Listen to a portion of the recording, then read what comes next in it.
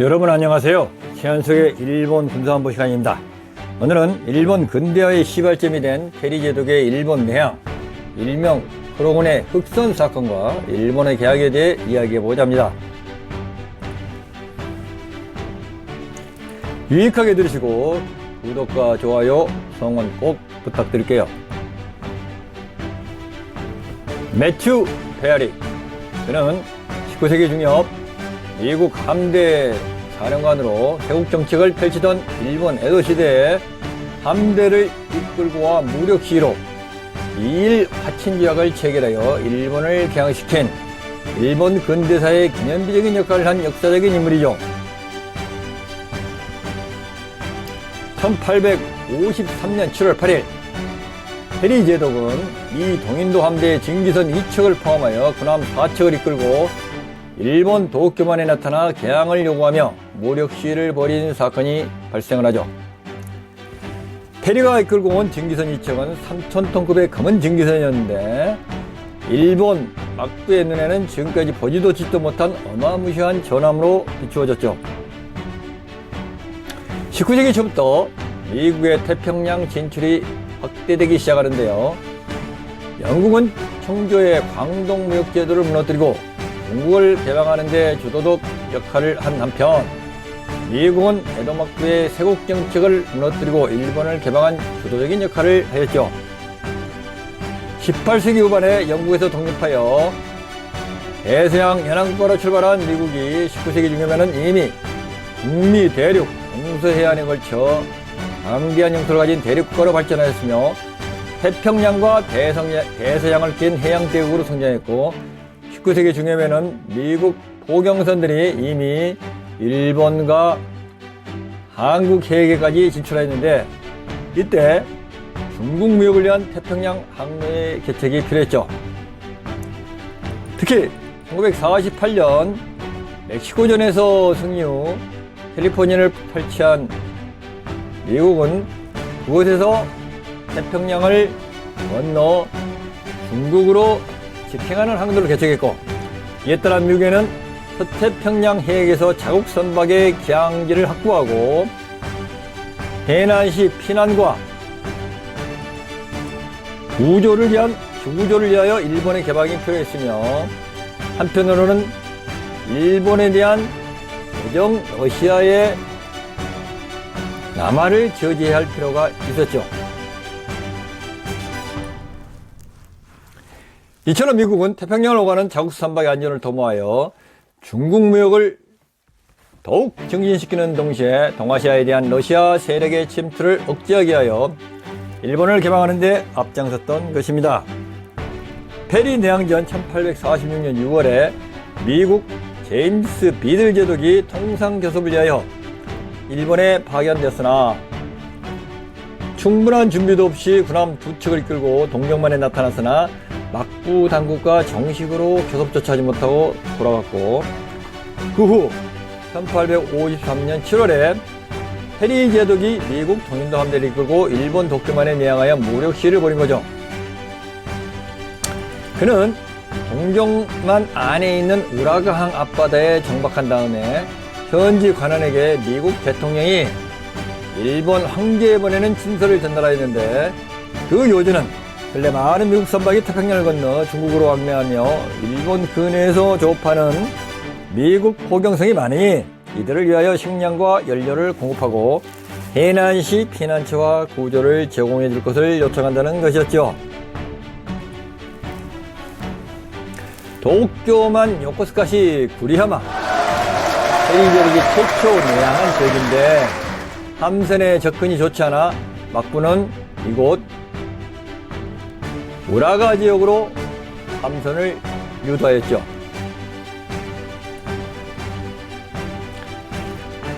페리가 도쿄만에서 무력 시위를 벌인 흑선 미시시피 증기선과 서스케아나 증기선 모순입니다.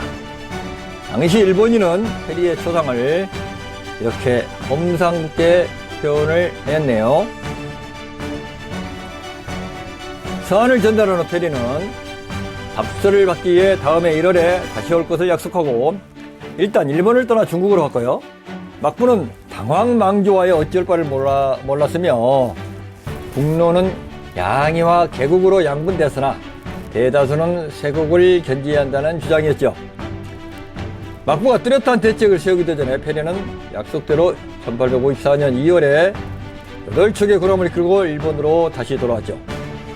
막부의 지도자들은 미국의 요구에 대한 확고한 대책은 없었으나 서양의 군사력을 잘 알고 있었기에 결국 1854년 3월 31일 미일 화친조약, 일명 가나카와 조약에 서명을 하였죠. 일본이 외국과 최초로 체결한 이 조약은 토쿠가 정권이 200년 동안 견지해온 쇄국 정책에 결정적인 종지부를 딛게 되었죠. 이 조약에 따라 일본은 동종만 입구에 있는 시모다항을 즉시 개방하고 1년 후에는 홋카이도 남단에 있는 하코다테항을 개방하여 미국 선박의 기항을 허용하고 식량과 연료를 제공하기로 했죠. 1854년 3월 31일 미일 화친조약을 가나가현 요코하마에서 체결하고 그 세 측은 장소를 옮겨 6월 17일 이곳 시모다에서 체결을 했죠.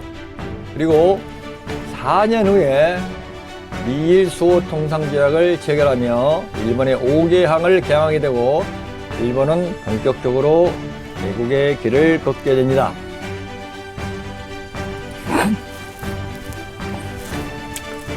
(1854년 3월 31일에) 에도막부와 미국이 가나가현 요코하마에서 총 12개조로 구성된 미일 화친조약을 체결합니다. 그 후 현재의 시즈오카현 시모다시로 협상회장을 옮겨 같은 해 6월 17일 화친조약의 세 측을 정한 시모다 조약을 체결하게 되죠. 이 조약에 의해 일본은 시모다와 하코다테를 개항함으로써 쇄국체제는 종말을 맞이하게 됩니다. 여기가 시모다시인데요. 이지반도 남부에 위치하는 도시로 에도시대 말에 1854년에 미일 화친조약이 조인된 곳이며 홋카이도 남단에 있는 하코다테 항구도시와 함께 최초로 개항을 했던 곳입니다.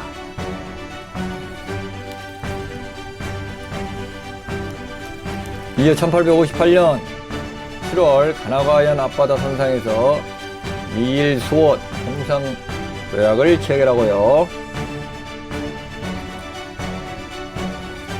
미국과의 통상조약에 이어서 네덜란드, 러시아, 영국, 프랑스 등 5개의 열국들과 차례로 통상수호조약을 체결하게 되는데 이를 소위 안세이 5개국 조약이라고도 합니다.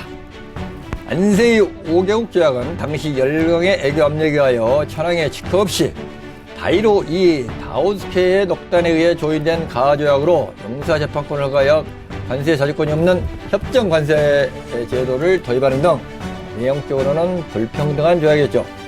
이로 인해 일본 내에 정치적 내란을 불러왔고 1865년이 되어서야 천황의 직허를 받게 됐죠. 어느 쪽 그림이 개국의 무대가 된 묘센지 사원으로 이곳에서 미일 수호 통상조약을 체결하고요. 그리고 마지막 프랑스와의 조약은 1858년 10월 9일 에도에서 체결을 하게 됩니다. 안세이 5개국 조약 체결 이후 일본의 개국 속도가 빨라진 한편에 허약해진 막부의 종말을 구하는 상황으로 치닫게 됩니다. 막부에 대한 불만이 고조되며 반막부 세력이 성장하게 되는데 고슈번과 사스마번을 중심으로 막부를 토막하는 토막파가 성장하게 되고 결국 일본 최대 내전인 보신전쟁을 거쳐 에도 막부는 붕괴되고 메이지 왕정이 복고되며 1868년 드디어 막부가 멸망하고 메이지 이유신을 단행하게 됩니다. 메이지 이유신의 주도 지역이죠. 현재 그 야마구치현의 그 조슈번과 그리고 현재 가고시마현의 사스마번이 막부 타도의 주도 세력이 되었죠. 아이러니컬하게 메이지 유신 후 근대국가로 치닫는 일본은 페리의 방식을 그대로 흉내내어 1875년 9월 강화도 앞바다에서 운요 사건을 일으키고, 같은 방식으로 1876년 2월 조선 정부와 강화도 조약을 체결 후에 조선을 개항시킵니다. 일본과 조선, 누가 먼저 개국을 하고 그리고 세국을 했느냐에 따라서 역사의 큰 물줄기가 바뀌게 된 아이러니컬한 역사적 사건이었다고 볼 수 있습니다. 포함 외교로 일본을 강제 개국시킨 페리는 일본에게 어떤 존재로 부각되어 있을까요? 요코스카에는 페리 공원이 조성되어 있고 페리 상륙 기념비가 세워져 있습니다. 일본 근대의 기념비적인 인물이요 사건으로 기록되어 있는 것이죠. 요코스카 페리 공원의 위치가 이곳에 위치하고 있죠.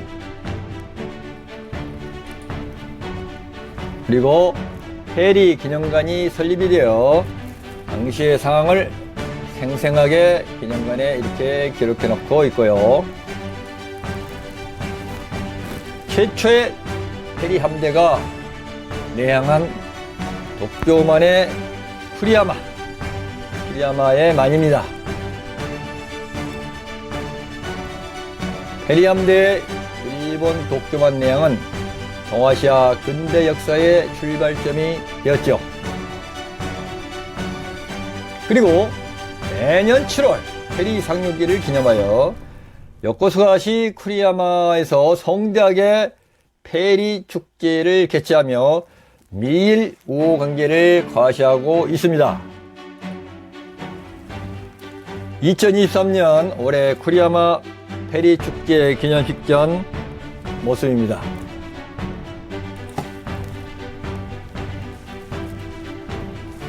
가나가와현 지사의 기념 식사 등 오프닝 세레모니에 이어서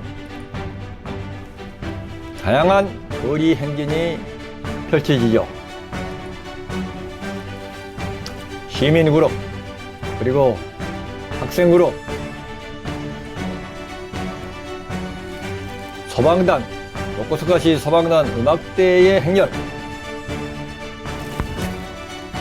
요코스카 민요 보급회 여성단체의 행렬,